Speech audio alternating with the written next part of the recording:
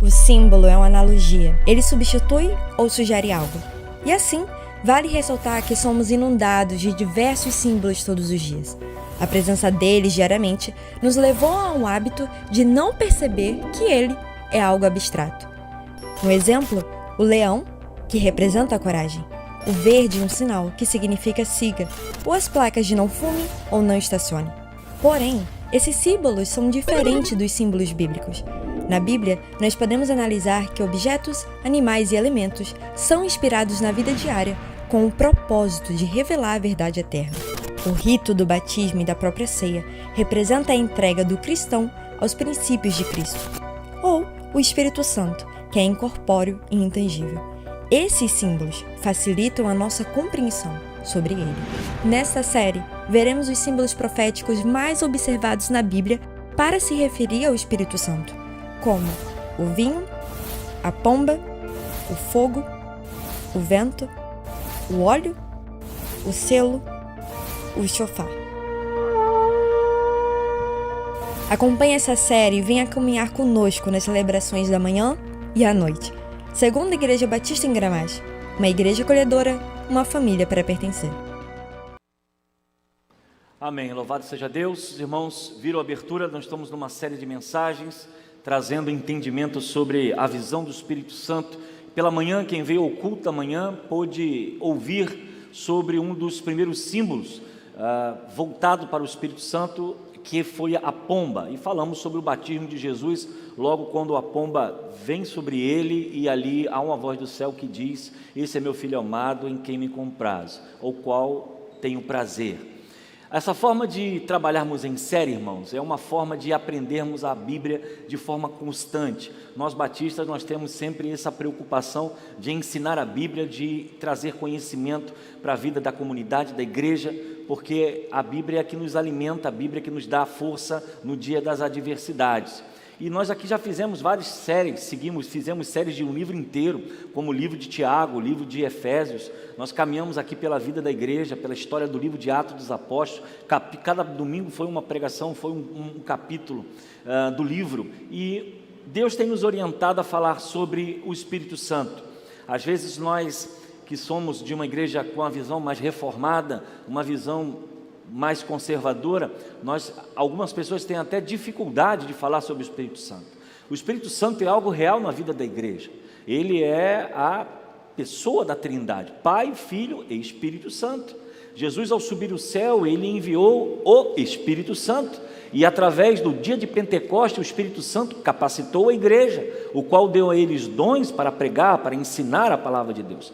E se nós aqui estamos, é porque o Espírito Santo está no meio de nós, está fortalecendo a igreja, está dando dons e talentos para a edificação do corpo, como o apóstolo Paulo diz.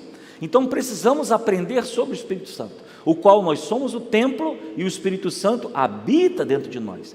E aprendemos também na palavra em que o Espírito Santo é que convence o homem do pecado, da justiça e do juízo. A conversão não é produzida por força humana, a conversão não é produzida por uma oratória de um pregador, de um bispo, de um pastor, de um apóstolo, o que seja, é através do Espírito Santo. E um dia o Espírito Santo tocou no meu coração, tocou no seu coração, abriu a sua visão para entender, como diz Paulo, as escamas caíram dos nossos olhos e nós enxergamos a sua glória, nós enxergamos a sua mensagem. E hoje, se nós vivemos, nós existimos, e se estamos aqui como igreja, é porque o Espírito Santo tem estado no meio de nós. Se você tem fé e você conhece a palavra, aqui não estão apenas os irmãos, cremos que há anjos ao nosso redor. O Espírito Santo de Deus está presente no meio da igreja.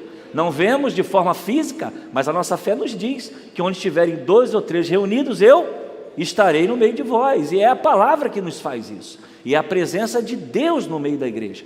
E é por isso que a igreja tem sido combatida, perseguida em todo o mundo, mas as portas do inferno não prevalecem sobre ela, porque o Espírito Santo de Deus, o próprio Deus, está no meio de nós e tem nos capacitado. E eu tenho tido esse desejo de ensinar a cada irmão sobre essa visão do Espírito Santo. E eu quero falar, pela manhã falamos sobre a pomba. 3 características nós aprendemos e trouxemos para a nossa vida, colocamos em nossa vida. Primeiro, a mansidão da pomba. É um objeto, é um animal pacífico, violento, não é agressivo, mas é um animal que tem o símbolo da paz. Foi usado como correio, né? Pombo correio na guerra, tem direção, e aí nós aprendemos que o Espírito Santo deve produzir em nós mansidão, porque também é um fruto. Mansidão, temperança, longanimidade, benignidade. Então todo cristão precisa ser manso. Eu não estou dizendo que você tem que aceitar desaforo, é diferente você ser manso e ser covarde. Ser manso é uma coisa, ser covarde é outra. Então o que eu tenho tentado passar nessas mensagens é que o Espírito Santo precisa habitar dentro de nós, transformando a nossa forma de viver. Por isso que os cristãos não devem estar em gritaria, em violência, briga dentro de casa, entre marido e mulher, na rua, entre pais e filhos, porque o Espírito Santo produz em nós mansidão. Ele também nos dá direção, porque aprendemos pela manhã que a pomba, ela tem a capacidade de ir a 1 quilômetro de saber exatamente onde é o seu ninho. E aprendemos que todas as nossas ações precisam ser direcionadas ao Espírito Santo, para que Ele nos dê direção da nossa vida. E aprendemos também que precisamos ser cheios do Espírito Santo, porque somos casa, somos templo, e Ele habita dentro de nós. E é por isso que quando Jesus sai das águas no batismo, diz o texto de Lucas que a pomba repousa sobre Ele, descansa sobre Ele. Não sei se foi na cabeça ou no ombro, mas ela pousou sobre Ele e permaneceu. E assim nós aprendemos que, como diz o texto, não extingueis o Espírito, ou não apagueis o Espírito Santo. Então nós, como cristãos que somos servos de Deus, conhecemos a palavra, nós precisamos buscar cada dia mais a intimidade, a profundidade, um relacionamento verdadeiro com o Espírito Santo, através da oração, através do jejum, através da leitura bíblica, porque nós não somos deste mundo, vivemos nesse mundo, mas a nossa pátria está nos céus, e aguardamos o dia em que Jesus irá nos buscar.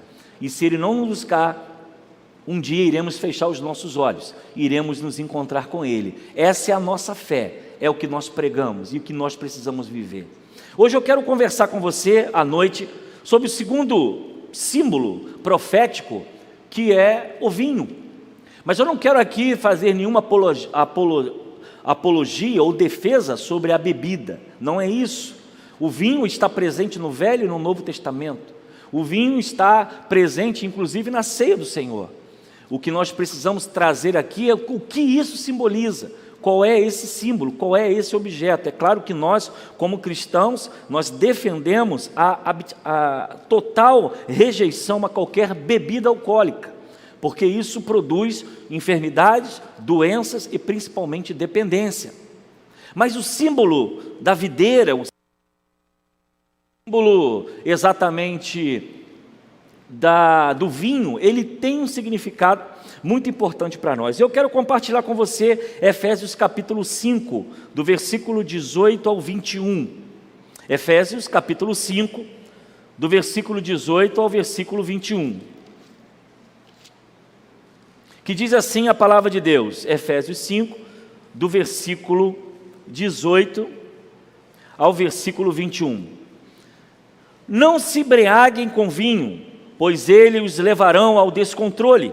Em vez disso, sejam cheios do Espírito, cantando salmos, hinos e cânticos espirituais entre si e louvando ao Senhor de coração com música.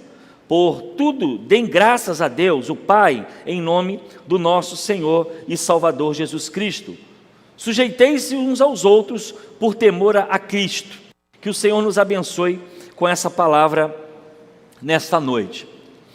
Bom, primeiro precisamos entender que a Bíblia ela está repleta de metáforas, símbolos, alegorias, parábolas, uma forma de trazer as coisas naturais, humanas que nós vivemos, que revelam as coisas divinas. E quando nós estudamos, por exemplo, o tabernáculo no Velho Testamento, cada objeto do tabernáculo apontava a Cristo no Novo Testamento. E quando nós observamos parábolas como o semeador que saiu a semear, ou então da ovelha perdida, a ovelha dos 99, o qual o pastor foi buscar, nós vamos ver exatamente símbolos, parábolas, alegorias, que trazem para nós entendimento da boa e perfeita vontade de Deus. Quando falamos exatamente do vinho, vinho faz parte da cultura do Oriente Médio, principalmente dos judeus, de Israel. Dá muito trabalho criar, plantar e ter uma vinha. Para os irmãos terem uma base, para um bom vinho ser produzido, ele precisa ter uma terra boa, ele precisa ter uma temperatura adequada e uma colheita muito bem preparada, para que esse vinho seja bem produzido, seja de uma qualidade muito boa. Dizem alguns estudiosos que um dos melhores vinhos vem de Portugal, devido à temperatura, devido à terra, devido ao ambiente ao qual ela é cultivada.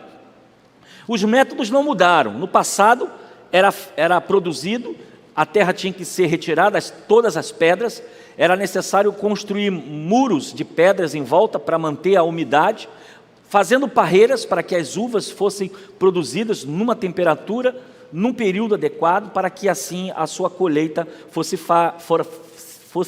fértil, fosse bem produzidas. E dentro dessa umidade do ar, da temperatura, tudo isso influenciava a qualidade da uva. Nós encontramos na Bíblia, por exemplo, a parábola de Jesus, quando a parábola vai dizer que os trabalhadores trabalhavam em horários diferentes, mas no final todos receberam o mesmo salário. Houve um questionamento, porque quem trabalhou mais ganhou o mesmo do que quem trabalhou menos. E essa parábola vai trazer para nós o aprendizado sobre a graça de Deus, que não faz acepção de pessoas, que não coloca ninguém maior ou menor, mas que o céu e a salvação é dada a todos, mesmo aqueles que já têm 50, 30 anos dentro de uma igreja, ou aqueles, quem sabe, que já no final da sua vida aceitam a Jesus Cristo, como o próprio ladrão da cruz, que lá naquele momento olhou para Jesus e disse: lembra-te de mim quando entrares no teu reino. E ali ele vai para os céus, como diz, ainda hoje estarás comigo. E não foi nenhuma classe, nem batizado foi, nem frequentou nenhuma igreja, né? Não tinha igreja naquele tempo, né? Mas não frequentou nenhuma ambiente, mas recebeu a palavra. E é exatamente isso que nós precisamos pensar, a graça de Deus. Então nós temos vários exemplos, várias orientações. Salmo 104:15 diz assim: o vinho que alegra o coração do homem, o azeite que faz brilhar o rosto e o pão que sustenta o seu vigor. Aí nós vamos parar um pouco para pensar, então, qual seria o significado do vinho? No Velho, no Novo Testamento. Alegria. O que eles vão dizer é que aqueles que buscam o vinho, buscam para tentar alegrar o seu coração. E alegria traz no sentido de regozijar, estar alegre, tornar-se alegre e exultar.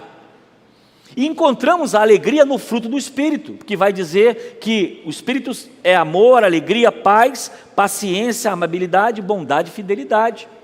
Nós estamos aqui trabalhando o sentido figurado do vinho no Velho e no Novo Testamento, voltando aqui a esclarecer que nós não estamos aqui trazendo nenhuma defesa do uso do vinho, pelo contrário, o álcool deve ser totalmente abolido da nossa mesa. Mas a alegria era a busca de quem então praticava e colhia, quem tinha uma boa safra, quem tinha uma plantação muito adequada de boas uvas para a produção do vinho, era considerado um homem alegre, era um homem farto, era um homem feliz. Por quê? Porque a carne sempre vai estar em primeiro lugar, a alegria da satisfação, do prazer. A alegria, ela é uma expressão também do reino. Um outro exemplo que nós encontramos, Lucas capítulo 5, 37, diz assim: e ninguém põe vinho novo em vasilhas de couro velha. Se o fizer, o vinho novo arrebentará as suas vasilhas, se derramará e as vasilhas se estragarão. Isso aqui nós já estivemos pregando sobre isso e foi algo muito interessante, porque quando se fala em vinho novo, o vinho fermenta. E você colocar vinho novo em uma vasilha de couro ou numa bolsa de couro velha, que ela já não tem mais a elasticidade necessária do couro, o texto diz que vinho novo em odres velhos, elas se rompem, porque o vinho fermenta, cria gases e ela explode. E é exatamente uma revelação de Deus para nós, que se nós queremos viver uma vida diferente, uma vida nova, uma vida completamente cheia do Espírito Santo de Deus. Mas se o vinho é alegria, e o Espírito Santo diz que, a palavra de Deus diz que o Espírito Santo também é um dom, é um fruto, a alegria, nós precisamos pensar um pouco nessa noite. Vivemos um tempo em que a ansiedade, a depressão, a melancolia, a busca pelo suicídio tem sido constante na nossa sociedade. Vivemos uma sociedade oprimida, uma sociedade com dificuldades, uma sociedade aflita, em que encontramos pessoas sem alegria de viver, sem um abraço, sem um sorriso, à base de remédios, à base de terapias, porque simplesmente não sentem mais a alegria de existir. No mundo tereis aflições, mas tem bom ânimo, porque eu venci o mundo. E se vencemos o mundo, vencemos com Jesus, vencemos com o seu Espírito. E o que a mensagem quer trazer ao seu coração nessa noite é que esta alegria que talvez você esteja buscando no vinho, quem sabe, nas baladas, nas amizades, no consumo desenfreado de comprar coisas para satisfazer o seu coração, você não vai encontrar a sua alegria. A alegria verdadeira, ela vem através do Espírito Santo de Deus, o qual é um fruto que habita em nós. O que precisamos nessa sociedade que está completamente abandonada ao caos, que se envolve com todo tipo de aflição para tentar saciar os seus prazeres e parece que nada satisfaz, não é a tecnologia, não é a riqueza. Nós encontramos pessoas muito bem-sucedidas, pessoas com questões financeiras, não é em si o dinheiro, mas é uma falta de alegria interior. A viver não há mais um objetivo de existir. Encontramos jovens, homens, mulheres, muitas vezes perdidos, porque não conhecem a verdadeira alegria, que ela só vem através do Espírito Santo de Deus. E essa alegria que invade o nosso coração, irmãos, não é porque estamos no culto. A alegria que vem ao nosso coração não é porque nós somos, não vamos cometer mais pecado, pelo contrário. A nossa alegria vem através do perdão que nós não merecíamos, mas Ele nos deu. O que nos traz a alegria verdadeira neste mundo é saber que eu estava perdido e a graça de Deus nos alcançou. Que Ele entregou a sua vida na cruz do Calvário e nos deu uma nova chance. A nossa alegria não vem de festas, não vem de objetos, não vem de posições sociais e nem de dinheiro de conta. A nossa alegria como cristãos, que às vezes o mundo não sabe, ela não consegue entender, porque os crentes caminham para a igreja no domingo e cantam, e cantam, e cantam, e leem a Bíblia, e oram junto, e saem dali regozijando e alegres para suas casas, para mais uma semana. Eles não sabem o que é isso, porque não está na possibilidade de não pecarmos, porque seremos pecadores, e somos pecadores. Mas o que nos faz estar aqui, é que a graça de Deus nos alcançou. Nós não merecíamos o seu perdão, nós não merecíamos receber o seu amor, mas Ele resolveu nos amar, Ele resolveu nos resgatar e dizer: filho, vem, como estás, traz o seu fardo, porque o meu é suave e o meu é leve. E diz o texto que Ele assume o nosso lugar na cruz, Ele toma sobre si as nossas dores, os nossos fracassos, e a verdade é que estamos aqui alegres, não pelo sucesso, não pelo bem-estar financeiro, porque eu conheço pessoas que estão vivendo nesse momento luto, estão vivendo nesse momento dor da enfermidade, mas na verdade os seus corações estão alegres, sabe por quê? Porque eles sabem quem eles pertencem, eles sabem realmente quem é aquele que os sustenta, eles sabem realmente aquele que é o seu provedor, que é o Jesus Cristo, o Senhor, o nome que está sobre todo nome. É isso que nós servimos, é isso que nos traz alegria. É por isso que nós, quando estamos no domingo, não tem como, tenho que ir para a igreja, temos que cantar. Mas que isso, rapaz, você trabalhou a semana toda, tem tanta coisa para fazer, vai para a praia, vai para a praça, vai lá para o negócio dos amigos. Não, eu tenho que ir para a igreja, eu tenho que estar no culto, eu tenho que ver meus irmãos, porque a nossa alegria é diferente do que esse mundo apresenta. não está na embriaguez do vinho, mas está na alegria que não é pela embriaguez, mas está na alegria que vem do Senhor. Não se embriague com vinho, mas que leva à libertinagem, mas deixe-se encher pelo Espírito Santo. Esse Espírito Santo que chamou você, esse Espírito Santo que escolheu você, esse Espírito Santo que é o Consolador e está com você em todo tempo, em todo momento, ouvindo o seu clamor e a sua oração. Então eu quero convidar você a obter essa alegria, a receber essa alegria, por mais que as lutas estejam tremendas em sua vida, e é claro que a angústia está à nossa volta. Você pode pensar, mas pastor, como ter alegria no meio de sofrimento? E eu quero dizer a você, você acha que eu como pastor não já tive momentos difíceis? De pensar em desistir, de parar, de chutar o pau da barraca, com a linguagem mais popular entre nós, de deixar tudo, porque o cansaço, o desânimo, a decepção, a angústia, as traições, e aquilo entra no seu coração, te deixa amargurado e triste. Mas não foram poucas vezes em que no sofrer, na angústia, você entra no seu quarto e você começa a conversar com Deus, e você começa a dizer: Senhor, já não aguento mais, não está dando, a corda está arrebentando, já não estou mais suportando tanta dor, tanto sofrimento, tanta dificuldade.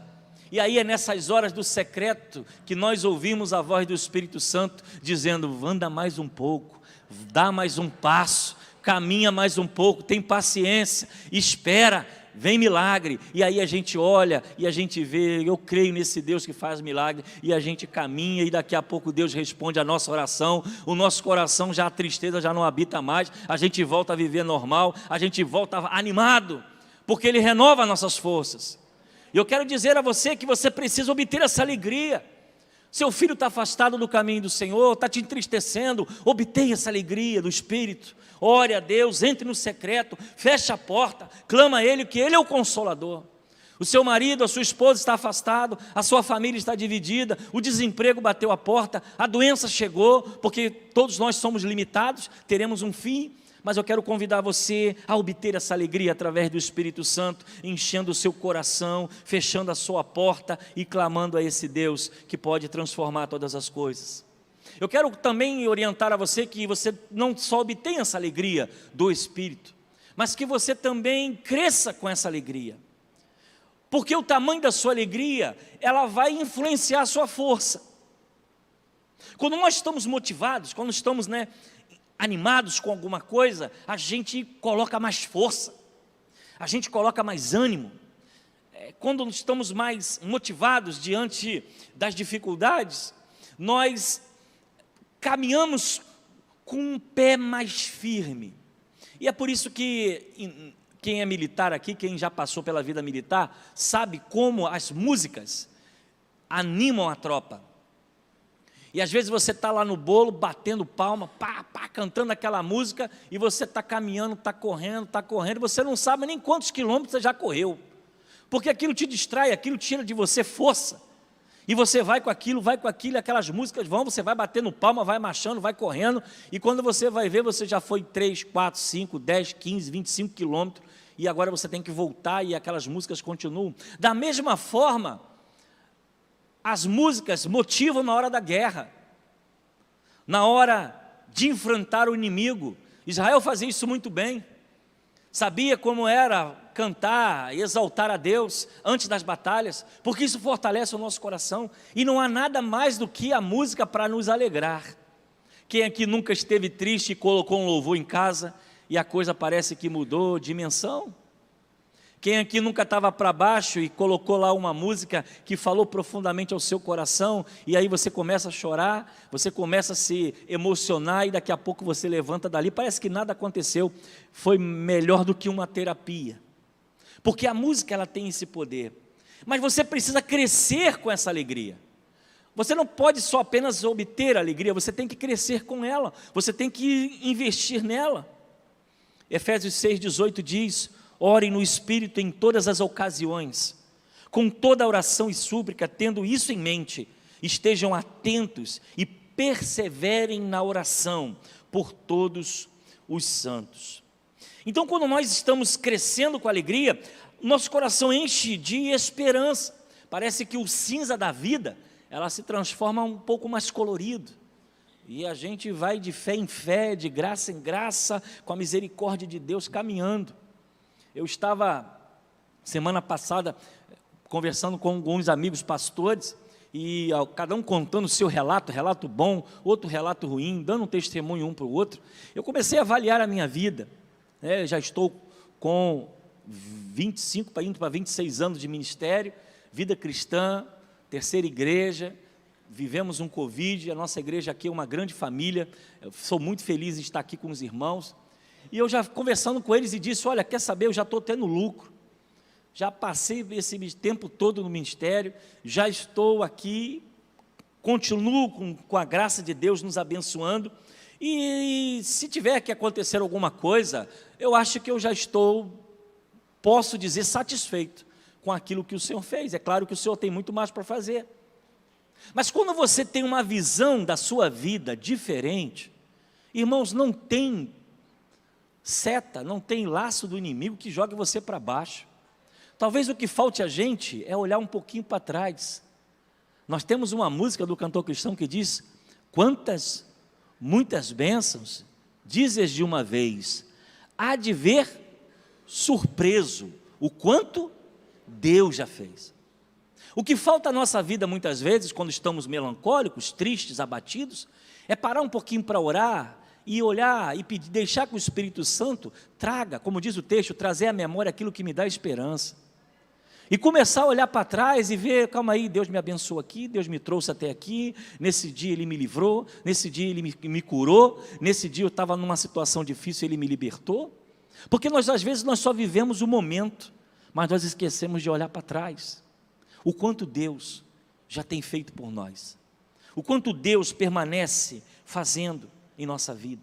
O quanto Deus já te abençoou, continua te abençoando, e por mais que às vezes que você é murmurão, é chorão, é chorona, é reclamona, mas Deus continua olhando para você e falando assim, coitado, se eu tirasse a mão e a minha graça da vida dele, ele não estaria mais aqui. O que falta no nosso coração, para nos enchermos do Espírito Santo, e deixar que Ele trabalhe em nós, é termos um coração grato, e essa alegria precisa crescer com a gente. Nós temos que receber essa alegria do Espírito, porque é fruto do Espírito a alegria, mas também precisamos crescer com ela, precisamos desenvolver com ela, olhando para trás, não olhando o seu problema que você está vivendo hoje, olhe para trás, o quanto Deus já te usou, o quanto Deus já te abençoou, o quanto Deus já trabalhou com você, e aonde Deus te trouxe, e o que Ele está fazendo, e você ainda não sabe o que Ele vai fazer, mas a Bíblia diz que aquilo que o Senhor, vem em nossa mente, nós não temos nem ideia do que Ele vai trabalhar na nossa vida. Ele vai fazer muito mais daquilo que você crê e que você pensa. Então, receba essa alegria do Espírito, cresça com ela, e o terceiro ponto que eu quero compartilhar com você, é que você precisa exatamente compartilhar essa alegria. Essa alegria do Espírito não pode ficar aí não. Essa alegria do Espírito não pode ficar guardada na sua casa, não. A sua casa está legal, a família está bem, está todo mundo com saúde, mas você precisa compartilhar com quem não tem. Há um texto da Bíblia que é muito interessante, eu quero compartilhar com você, espero que você concorde comigo. Salmo 122 diz assim, alegrei-me quando me disseram, vamos à casa do Senhor. Quando eu olho esse texto, sabe o que vem à minha mente? Porque, meus irmãos, pense comigo, o salmista vai dizer, alegrei-me, quando me disseram, vamos, ele não estava na casa do Senhor, ele ainda ia para a casa do Senhor, então ele está alegre antes de ir na casa, concordam comigo? Alegrei-me quando me disseram, vamos a casa do Senhor. Então a alegria dele está antes de chegar na casa. Eu fico imaginando alguém deitado no sofá debaixo de um edredom, alguém fala assim, vamos à casa do Senhor. Aí o camarada pega aquele edredom e faz assim, agora, pá, joga para cima o edredom, pega a roupa, vamos para a casa do Senhor. É como se fosse uma explosão de alegria. Alegrei-me quando me disseram, vamos à casa do Senhor. Ele pega o edredom, joga para o alto, opa, é hoje. Vou para a casa do Senhor. Sabe por quê, irmãos? Porque essa alegria não pode ser em circunstâncias. Essa alegria não pode ser porque você está com dinheiro na conta, porque você está bem, está empregado. Essa alegria tem que ser constante, sabe por quê? Porque Deus é misericordioso e a Bíblia diz que a sua misericórdia dura para todo sempre. Na alegria, na tristeza, Ele continua sendo Deus. Na dificuldade, Ele continua sendo Deus. Na porta aberta, a porta fechada, Ele continua sendo Deus. Na doença, sem doença, com dificuldade, sem dificuldade, Ele continua sendo Deus. E nós precisamos levar essa graça às pessoas que estão à nossa volta. Nós precisamos compartilhar com eles aquilo que Deus tem nos dado. Quanta gente no trem, quanta gente no ônibus, que a gente depara pelas portas da vida, que estão por aí sem esperança. E você é uma pessoa cheia do Espírito Santo, você é alguém que tem alegria no seu coração, mas você não compartilha, você não divide com o seu próximo, você não divide com quem precisa, você não divide com quem está aflito.